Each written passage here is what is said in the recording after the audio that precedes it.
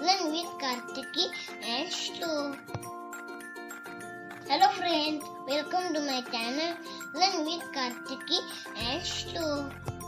The Bundle of Sticks.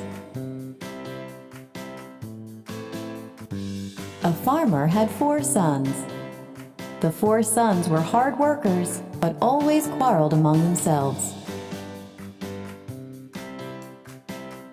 One day, the farmer got really sick. He wanted his sons to share the farm and work together, but knew that his sons would continue to fight.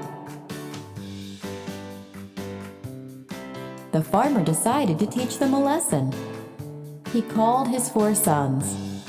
He gave each son a stick and asked him to break it. Each son easily broke the stick. Now the farmer gave each son a bundle of sticks and asked him to break it. Each tried his best but couldn't break the bundle. The farmer said, "Just like these sticks, if you are united, nobody will be able to harm you. But if you quarrel all the time, anyone can easily break you." The sons realized their mistake and started working happily together. Moral of the story? There is strength in unity.